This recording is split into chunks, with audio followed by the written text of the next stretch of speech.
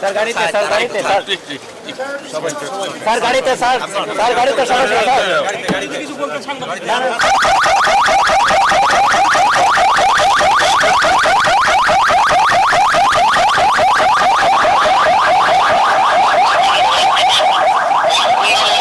আমাদের গণপ্রজাতন্ত্রী বাংলাদেশ সরকারের কুষ্টিয়া আসনের 1 আসনের যিনি নির্বাচিত এমপি হাফেজ মাওলানা মুফতি আমির হামজা সাহেব, ওনার বিরুদ্ধে আমাদের বারের যিনি আইনজীবী অ্যাডভোকেট হুমায়ুন কবির কর্নেল ভাই, উনি একটা 500 ধারা 296 ধারা এবং 506-এর 2 ধারা মোতাবেক একটা মামলা করেছিলেন।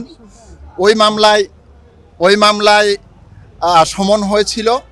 সমন হওয়ার পর আমাদের মাননীয় জাতীয় সংসদ সদস্য মুফতি আমির হামজা সাহেব মহামান্য সুপ্রিম কোর্টের হাইকোর্ট বিভাগে গত 27/4/2026 তারিখে গিয়েছিলেন এবং মহামান্য হাইকোর্ট মিস কেস 2809/2026 মূলে ওনাকে জামিনটা বেল বন্ড ফার্নিশিং করে 8 এবং স্থায়ী জামিন দেওয়ার জন্য নির্দেশনা দিয়ে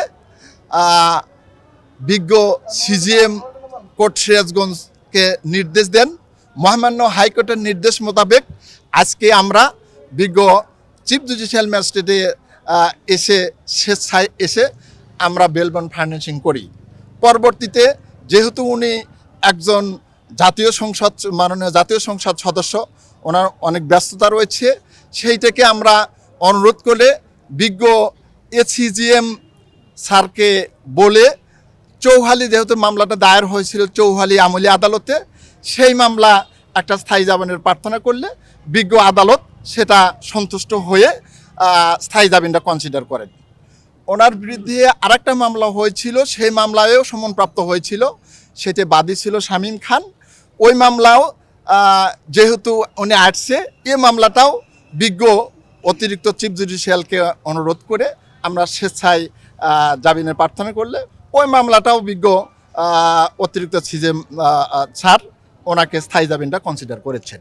কুষ্টিয়া সদর আসনের এমপি মুফতি আমির হামজা, সে যথা নিয়মে সবসময়ই বিভিন্ন রাষ্ট্রের বিভিন্ন গুরুত্বপূর্ণ ব্যক্তিদের বিরুদ্ধে অশালীন মন্তব্য করেন। ইতিপূর্বে উনি আমাদের শহীদ প্রেসিডেন্ট জিয়াউর রহমানের ছেলে কনিষ্ঠ পুত্র আরাফাত রহমান কৌককে নিয়ে একটা খারাপ মন্তব্য করেছিলেন। সে বিষয় নিয়ে সিরাজগঞ্জ জেলা বিএনপির সিনিয়র যুগ্ম সম্পাদক ভিভি শামীম খান বাদী হয়ে মামলা করেছিলেন, যেটার সিআর মামলা নম্বর 89/2026। সেই মামলায় উনি জামিন চেয়েছেন। বিজ্ঞ আদালত ওনাকে 10,000 টাকা বেল বন্ডে জামিন মঞ্জুর করেছেন। আর একটা মামলা ছিল, যেটার বাদী ছিলাম আমি, সিআর 12 চৌহালি আমলি আদালতে মামলা করেছিলাম। সেই মামলায় ওনার বিরুদ্ধে গ্রেপ্তারি পরোয়ানা হয়েছিল, ওনার বিরুদ্ধে পেপার বিজ্ঞপ্তি হয়েছে। উনি মহামান্য হাইকোর্টে গিয়ে জামিন নিয়েছেন। মহামান্য হাইকোর্ট 8 সপ্তাহের জামিন দিয়েছিলেন, আজকে শেষ তারিখ। উনি চিফ জুডিশিয়াল ম্যাজিস্ট্রেট কোর্টে বেল বন্ড ফার্নিশ করেছেন এবং ওই মূল মামলাতে উনি আজ চৌহালি আমলি আদালতে জামিন চেয়েছেন। বিজ্ঞ আমলি আদালত 10,000 টাকা জামানতে জামিন মঞ্জুর করেছেন।